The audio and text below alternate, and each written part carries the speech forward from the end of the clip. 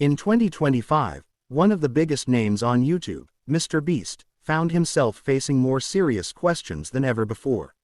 For years, Jimmy Donaldson had been known for massive challenges, record-breaking giveaways, and large-scale charity videos. Millions of people saw him as proof that internet fame could be used for good. But as his projects grew bigger, so did the scrutiny. The year started with excitement around a new reality-style competition show connected to his brand.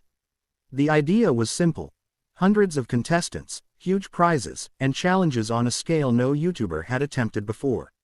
At first, fans were impressed. The production looked cinematic, the prize money was enormous, and the hype was everywhere. But once contestants began speaking out online, the narrative slowly started to change. Some participants claimed the conditions during filming were much harder than expected. They said long hours, physical exhaustion, and emotional pressure were common. A few alleged that safety protocols were not always clear, while others felt they were pushed beyond reasonable limits for the sake of entertainment. These claims spread quickly on social media, where short clips and posts turned individual complaints into a wider controversy. Supporters of MrBeast pushed back immediately. They argued that contestants volunteered willingly and knew they were signing up for extreme challenges. They also pointed out that large productions naturally involve stress and that not every negative experience means wrongdoing. Still, the conversation had already shifted. For the first time, a significant portion of the audience was no longer asking, "How big is the next video?"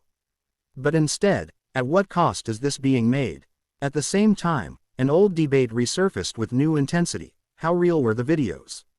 Critics questioned whether challenges were fully authentic or heavily scripted. Some former collaborators suggested that outcomes were sometimes influenced by production needs rather than pure chance. While no concrete proof showed outright fakery, the lack of transparency became an issue. Viewers who once accepted the spectacle without question began demanding clearer explanations. Another major point of discussion was philanthropy. MrBeast had built much of his reputation on helping people, paying for surgeries, rebuilding homes, funding clean water projects. In 2025, critics did not deny that help was being provided, but they questioned the framing.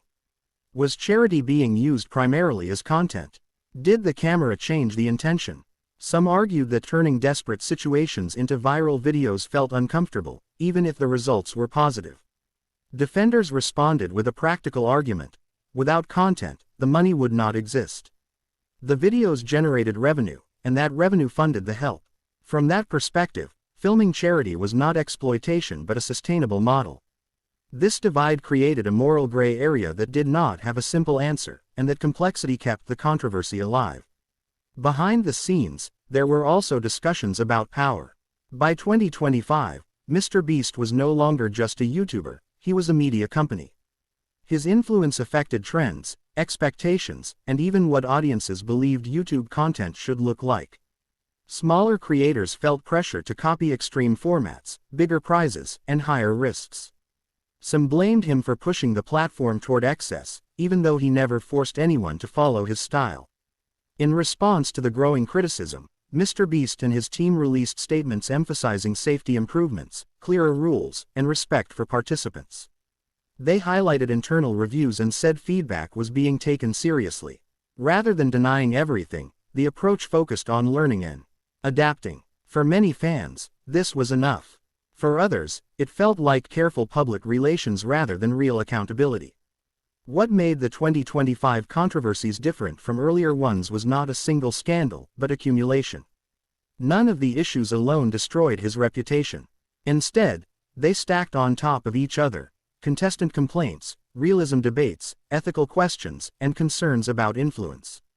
Together, they created a picture of a creator who had grown faster than the systems around him. Yet even amid criticism, viewership remained massive. Videos still reached tens of millions of people.